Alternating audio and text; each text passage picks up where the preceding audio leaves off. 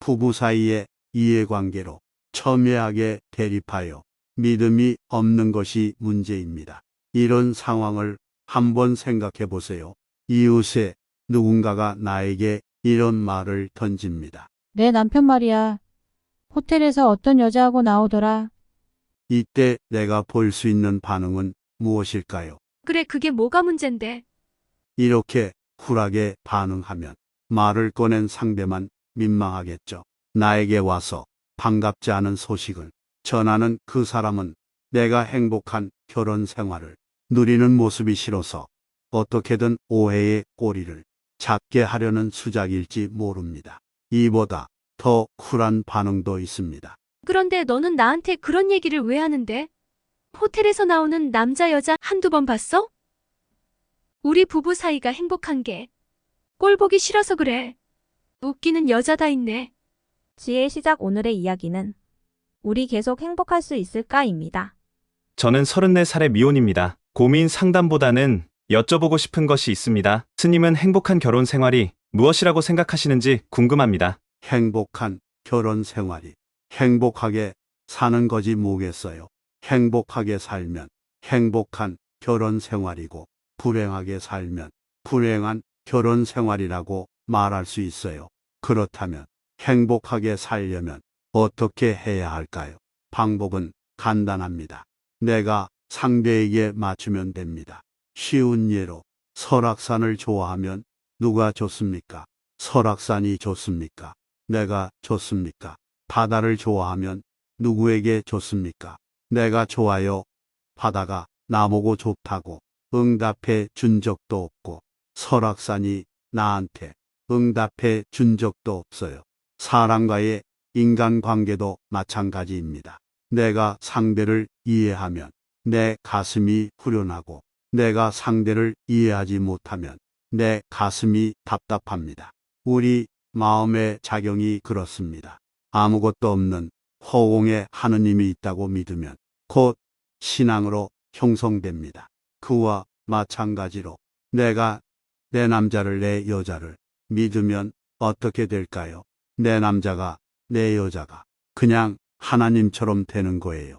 남이 뭐라고 말하든 당신의 남편이 어떻다고 험담하든 그런 이야기는 귀담아 들을 필요가 없어요. 남이 하는 이야기를 먼저 들어야겠어요. 내 남편이나 아내가 하는 이야기를 먼저 들어야겠어요. 그런데 여러분은 누군가 여러분에게 와서 당신 남자가 이렇더라 라고 속닥거리면 금방 얼굴이 벌개지죠. 오죽하면 길 가는 사람의 말을 다 듣잖아요. 이런 현상은 바로 믿음이 없기 때문입니다. 부부 사이의 이해관계로 첨예하게 대립하여 믿음이 없는 것이 문제입니다. 이런 상황을 한번 생각해 보세요. 이웃에 누군가가 나에게 이런 말을 던집니다. 내 남편 말이야. 호텔에서 어떤 여자하고 나오더라. 이때 내가 볼 수 있는 반응은 무엇일까요? 그래, 그게 뭐가 문젠데? 이렇게 쿨하게 반응하면 말을 꺼낸 상대만 민망하겠죠. 나에게 와서 반갑지 않은 소식을 전하는 그 사람은 내가 행복한 결혼 생활을 누리는 모습이 싫어서 어떻게든 오해의 꼬리를 잡게 하려는 수작일지 모릅니다. 이보다 더 쿨한 반응도 있습니다. 그런데 너는 나한테 그런 얘기를 왜 하는데? 호텔에서 나오는 남자 여자 한두 번 봤어? 우리 부부 사이가 행복한 게 꼴 보기 싫어서 그래. 웃기는 여자 다 있네. 이렇게 아무 일 아니게 넘기고 말면 더 이상 나올 뒷말도 없어지겠죠. 그래도 상대는 아쉬움을 버리지 못하고 나를 꼬드길지 모릅니다. 뭔가 의심스럽지 않아. 아니, 나는 걱정스러워서 그러지.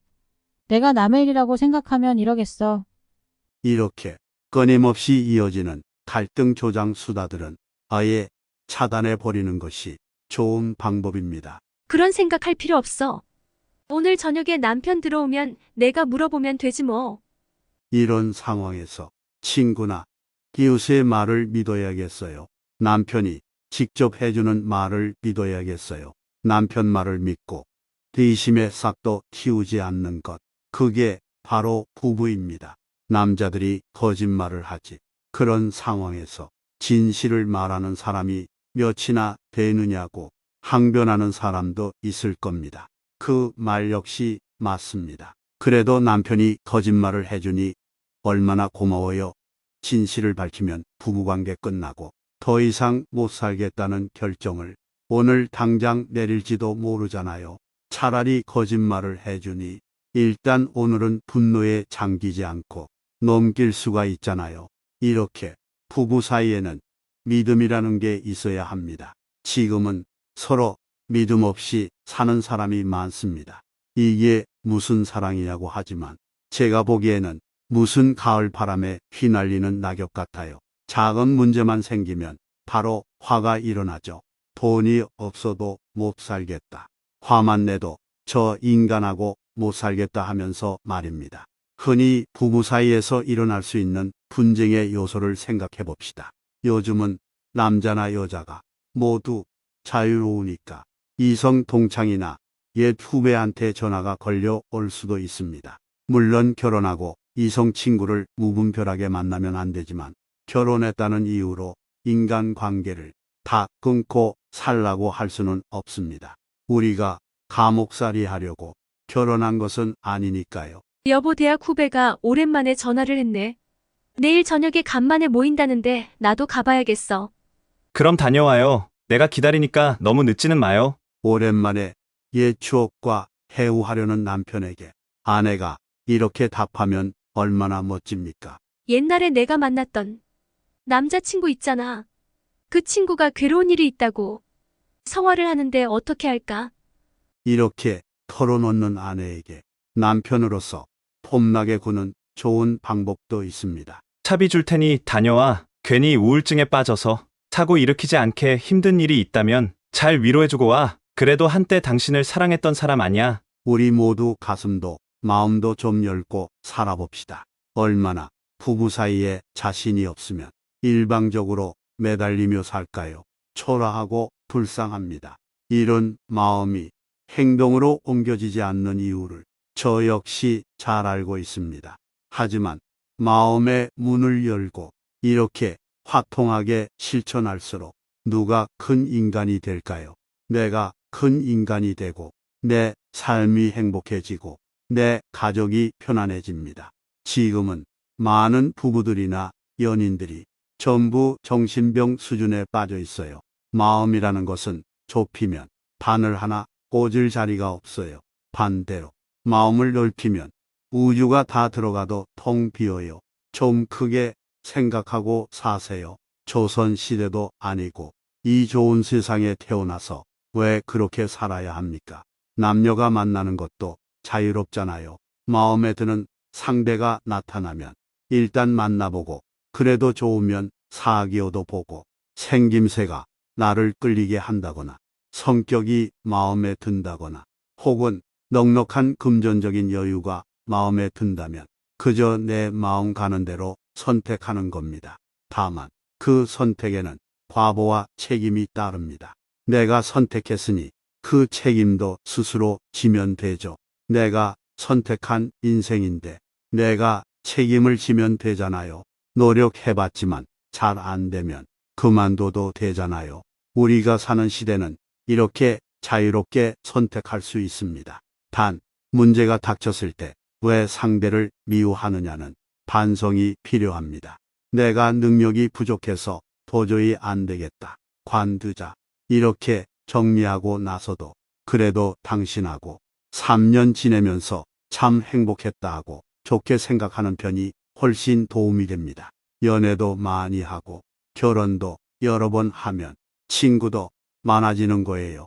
한 사람하고 살아야지라고 마음 먹으면 3년도 못 살고 헤어져요. 왜냐하면 그 사람한테 모든 걸 요구하기 때문에 상대가 숨 막혀서 못 살아요. 제발 좀 껌처럼 딱 달라붙는 사람이 되지 말고 쌀과자처럼 바삭바삭한 사람이 되세요. 좋으면 좋다고 말하고 상대도 좋다고 하면 오케이, 둘 다 좋네 이렇게 말입니다. 내가 좋다고 했지만 상대가 싫다고 하면 그건 네 자유니까 그래도 나는 좋아. 나는 좋으니까 좋을 대로 할래? 이렇게 하면 되죠. 산도 좋아하는데 사람을 좋아하는 게 뭐가 문제예요? 문제가 생기는 원인은 내가 널 좋아하니까 너도 좋아해라. 혹은 나는 3번 좋아했는데 너는 왜 한 번만 좋아하는 거야? 이렇게 자꾸 장사를 하니까 복잡해지는 겁니다. 그러니까 사랑이든 결혼이든 남녀의 감정 사이에서 장사하지 마세요. 사업적인 계산을 하지 않고 사람과 사람이 좀 편하게 만나고 마음을 열고 살면 어떤 사람과 만나도 평생 해로하며 살 수 있어요. 그렇게 하면 저절로 행복해집니다. 결혼하면 행복할 것이라고 믿습니까? 그건 절대 아니에요. 행복하도록 내가 만들어야 해요. 부부는 서로 다른 두 사람이 함께 살죠. 그 속에서 내가 뭔가를 움켜주면 반드시 갈등이 생깁니다. 나는 된장찌개를 좋아하는데 상대는 김치찌개를 좋아합니다. 이때 그래, 너 좋아하는 김치찌개 먹자. 이거 먹으나 저거 먹으나 뱃속에 들어가면 똑같다라고 생각하는 겁니다. 그래도 된장찌개가 먹고 싶으면 그냥 된장찌개를 끓이는 거예요. 상대는 제가 좋아하는 것이 아니라고 잔소리를 하겠죠. 그러면 내가 한 일이 있으니까 잔소리는 좀 들으면 되는 거예요. 그런데 그 잔소리도 안 들으려고 하면서 내 고집대로 하려고 하면 갈등이 멈추지 않습니다. 나쁜 표현으로 너는 해라. 나는 그냥 흘려 들으련다. 이렇게 넘어가 버리면 됩니다. 내가 한 행동이 있으니까 상대가 성질을 부리면 미안하다고 사과하면 끝나겠죠. 이렇게 좀 화끈하게 사세요. 둘이 살면서 날마다 싸우지 말고요. 이렇게 마음을 열고 시작하면 연애하기도 결혼하기도 결혼 후 부부 생활을 하기도 훨씬 쉽습니다. 둘이 살면 훨씬 재밌잖아요. 좋으니까 인류 역사가 지금까지 인간이 가족을 이루고 살게 해왔지요. 가족 관계가 편리하고 효율적이라는 뜻입니다. 욕심을 부리니까 갈등이 생기고 그러다 보니 홀로 사는 게 낫다는 결론이 나오게 되는 거예요. 여러분은 욕심 없이 화끈하게 서로 자유롭게 인정하면서 모두 행복하게 사세요.